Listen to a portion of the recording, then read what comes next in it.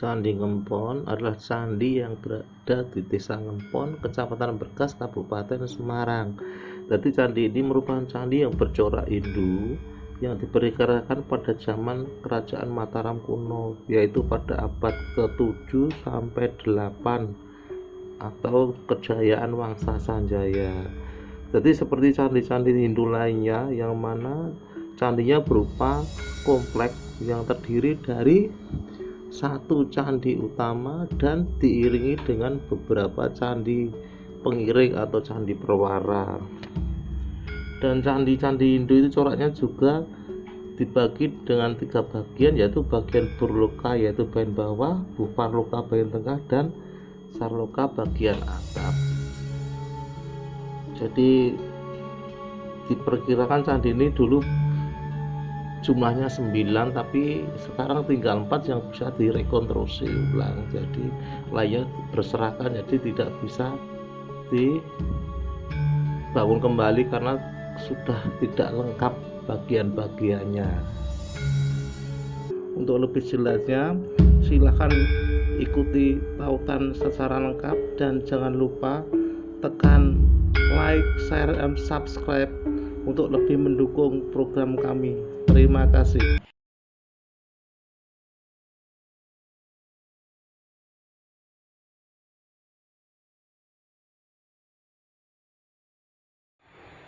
Jadi inilah kita masuk ke pintu gerbangnya di komplek Candi Ngempon. Nah ini, jadi kelihatan candi yang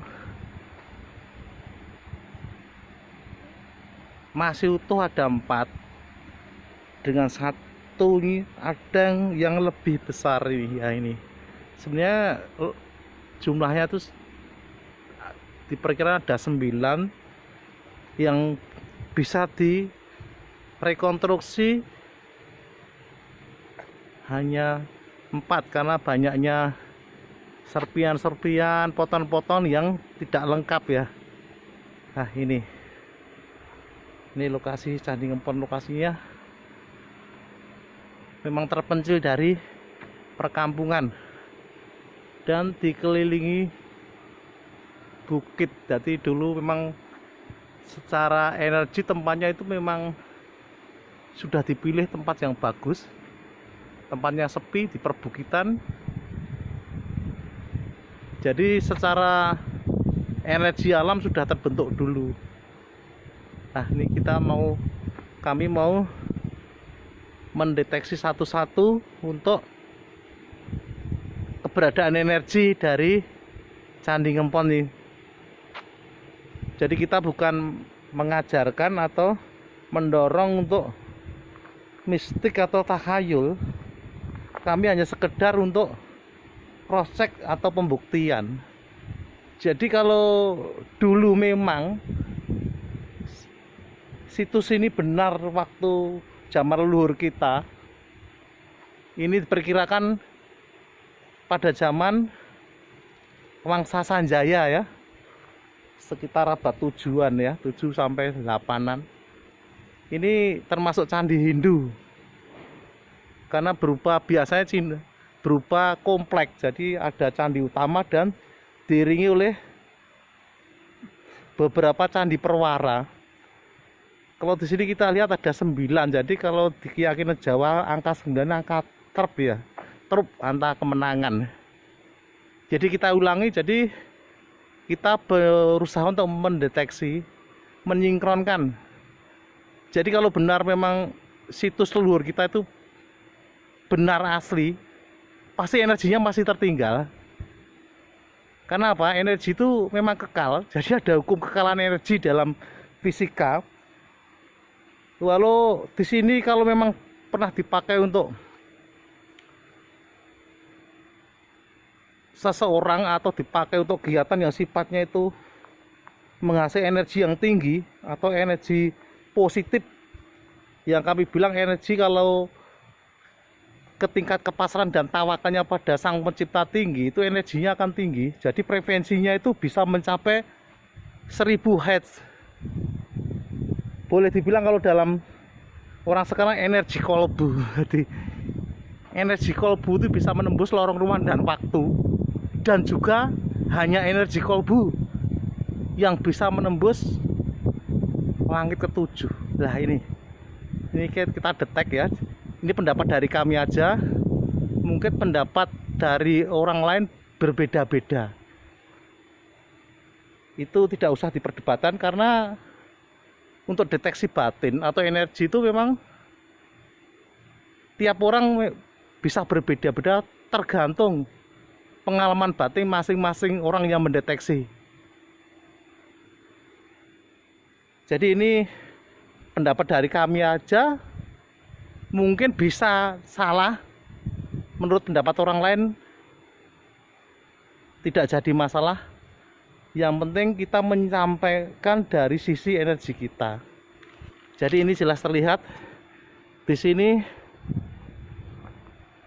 di candi yang paling besar nih terdeteksi ada seorang Brahmana ya, pertapa yang ilmunya kalau sudah tinggi. Jadi kalau sekarang bisa diibaratkan sudah sampai makrifat. Yang sampingnya ini ada juga seorang Brahmana, pakaiannya putih. Kalau ini yang hitam, ini yang besar ini pakaiannya hitam ya. Ini putih, ini juga putih. Di sana juga terdeteksi energi seorang Brahmana pertapa yang berbaju putih. Nanti untuk situs yang lain yang berserakan juga kita mencoba untuk kita deteksi satu persatu.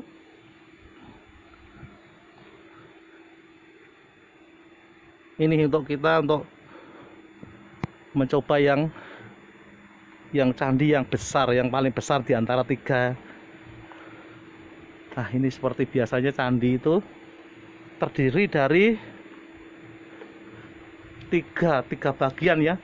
Biasanya candi Hindu itu terdiri dari tiga bagian. Jadi bagian yang paling bawah ini dibilang namanya, yang paling bawah ini Burloka, atau istilah dalam bahasa Indonesia candi bagian bawah. Untuk selanjutnya yang ini yang bagian tengah, ini namanya Buvarloka. Dan ini ya bagian atas ini ya, yang bagian atas itu namanya Swarloka. Jadi kita jelaskan, jadi untuk yang bagian bawah,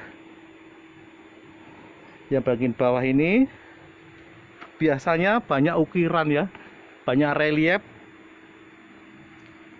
tentang binatang, bisa ikan, sapi, terus ada raksasa,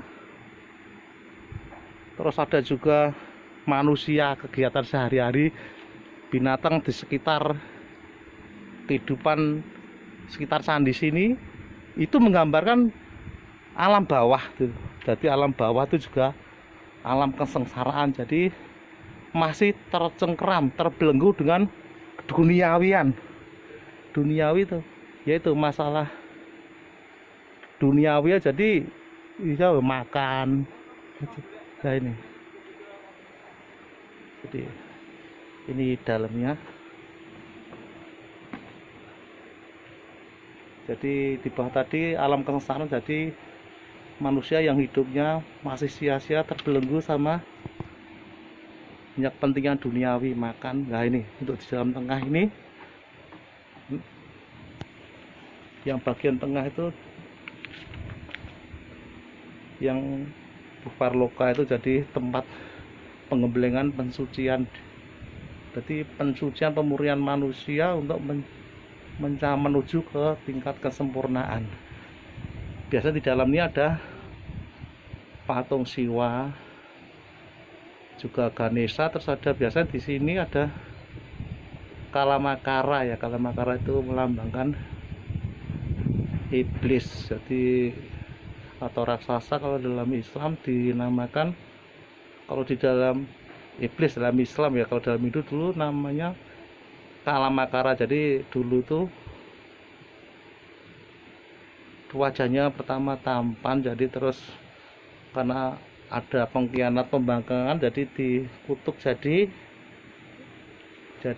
raksasa. Akhirnya dia yang rakus, akhirnya dia memakan semuanya yang ada, baik hewan, binatang, manusia, bahkan sampai dirinya sendiri, badannya dimakan, tinggal kepalanya saja. Ini jadi sini tuh mengingatkan bahwa manusia itu mengingatkan manusia akan mati, dan banyak godaan-godaan batin yang berat di sini untuk mencapai kesempurnaan ini. Nah, ini di atasnya kan ada ini. Kalau kepala raksasa itu, jadi ini godaan batin iblis yang paling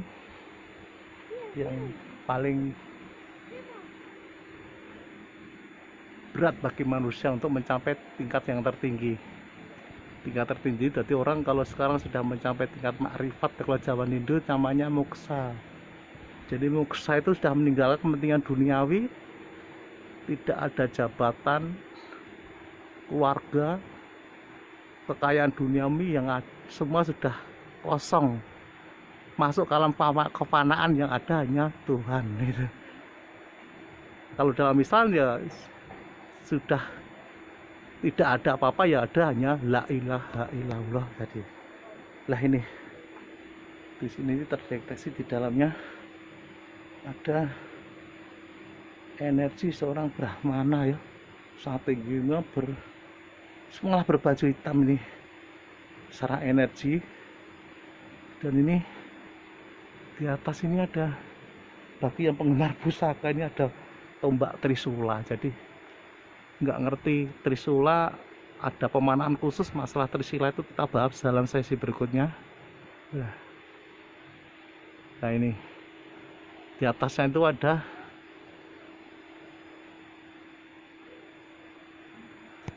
semacam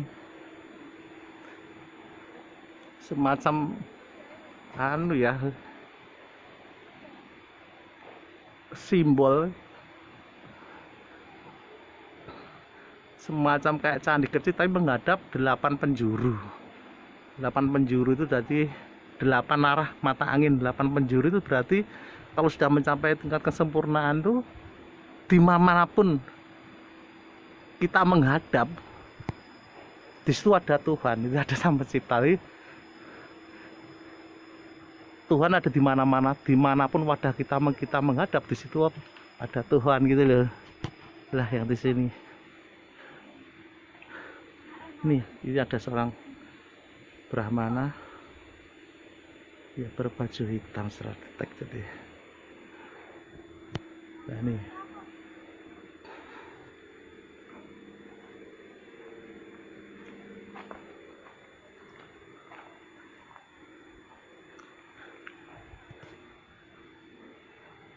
jadi kami menyimpulkan situs Candi Ngempon ini bukannya situs abal-abal. Jadi setelah kita melihat dan menyinkronkan dengan detek energi masih kuat sekali,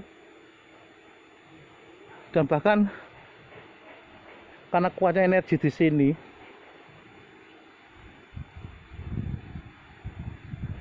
itu banyak mendorongkan ya, barang-barang goib seperti kalau bilang pusaka banyak mengerucut dan mendekat ke sini. Jadi itu simbol kesempurnaan yang di candi itu, simbol kesempurnaan sudah mencapai tingkat moksa ya, atau dalam Islamnya makrifat. Di situ ada pusaka sangat bagus, sangat Trisula. Jadi kesimpulannya, situs di sini memang dulu pernah dipakai untuk kegiatan leluhur kita, untuk peribadatan atau kegiatan yang penyatuan rasa, jiwa, kolbu ke Sang Pencipta. Jadi kalau didetek tingkat frekuensi energinya itu tinggi sekali, di atas 800 Hz. Kalau dalam Islam tawakalnya dan kepasannya udah tinggi, jadi frekuensinya tinggi sekali, energinya terdetek di sini. Nah, dan ini juga rentuan-rentuan sebenarnya terjadi juga contohnya energi juga.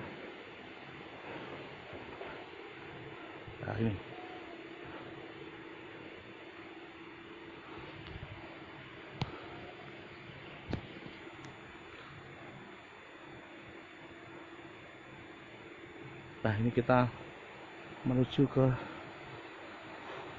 arah samping kiri yang sungai. Jadi sini ada energi yang terdetek agak kuat juga, yang tadi sudah kita ceritakan di sungai di sebelah candi itu. Nah, di sana di sungai itu terdeteksi tadi energi, ada ular ya, ular yang sangat besar, warnanya hitam. Ini terlihat lebih besar dari pohon kelapa ya. Tadi sungai di sebelah situ ya, itu terdetek ada penjaga ular yang besar sekali. Dan sebelah sana terdeteksi ada orang bilang ada batu bagus sekali ya, merah. Jadi orang bilang sekarang merah delima di sana ya. Ini hanya keyakinan dari kami aja, mungkin bisa aja salah menurut orang lain, tapi saya meyakini, dari kami meyakini itu ini. Nah ini